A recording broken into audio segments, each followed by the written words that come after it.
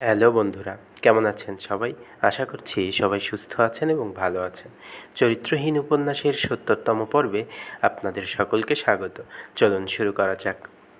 কথাটা নিজে কাবনে বলিয়াই সে চমকিয়া মুখ তুলিয়া চাহিয়া দেখিল সবাই ঠিক তেমনি নীরবে অধোবদনে বসিয়া আছে। সরোজিনীর মুখের দিকে সে চাহিয়া দেখিল, কিন্তু প্রায় কিছুই দেখা গেল না।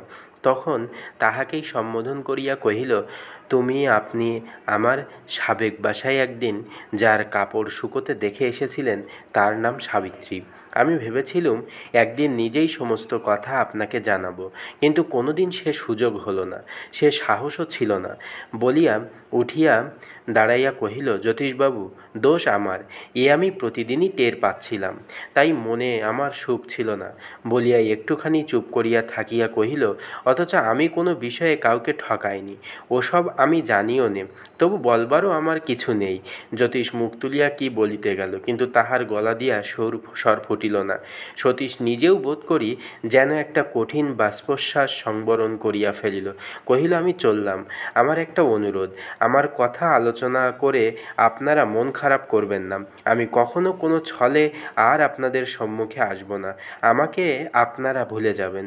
বলিয়া ধীরে ধীরে বাহির হইয়া গেল।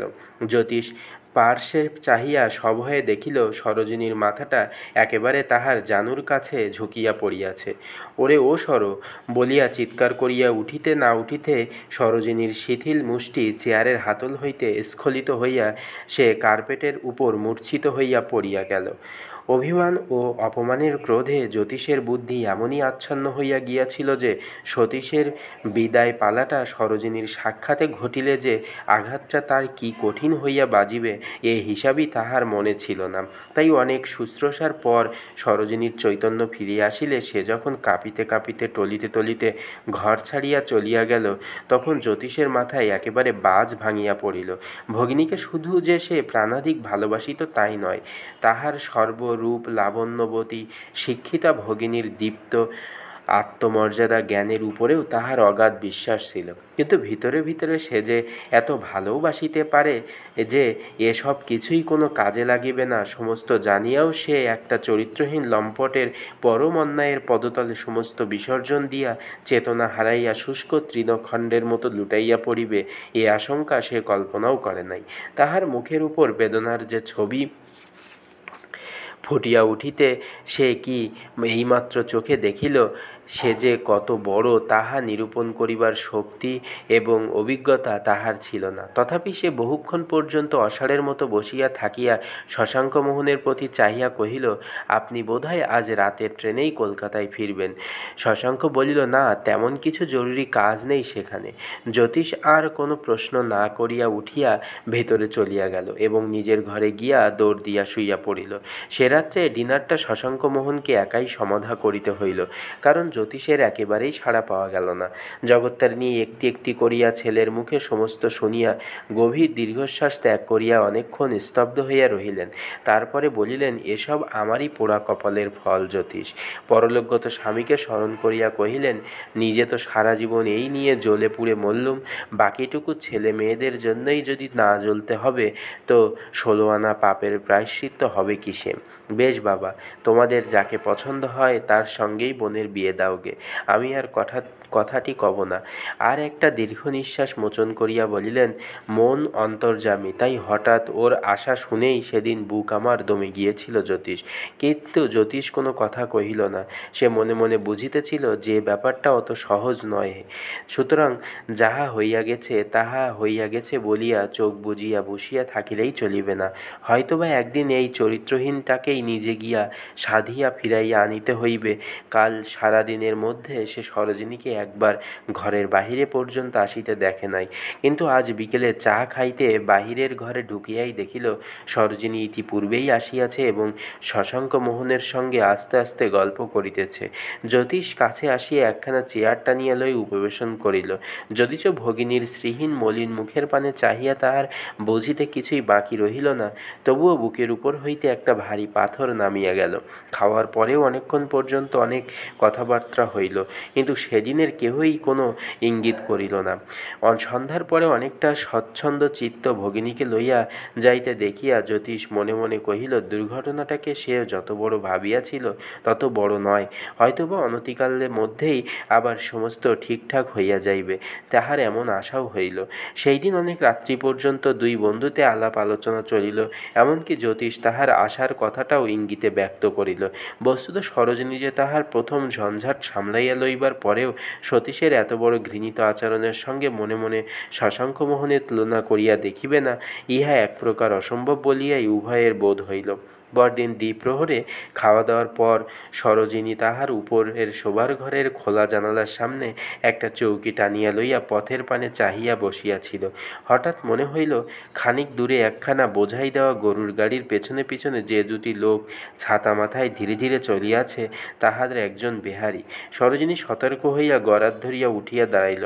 গাড়ি ক্রমশ তাহার জানালার কাছে আসিতে একটা লোক মুখ তুলিয়া উপর পানে চাহিতেই স্পষ্ট দেখা গেল সে বেহারি। সরোজিনী হাত নাড়িয়া আহ্বান করিতেই বেহারি তার সঙ্গীকে অগ্রসর হইতে বলিয়া ছাতি ফুঁড়িয়া জানালার নিচে আসিয়া দাঁড়াইল। সরোজিনী কহিল, বেহারি, ঢুকেই বাঁ হাতের সিঁড়ি, ওপরে এসো। তখন বাড়ির সকলেই দিবানিদ্রায় সুপ্ত।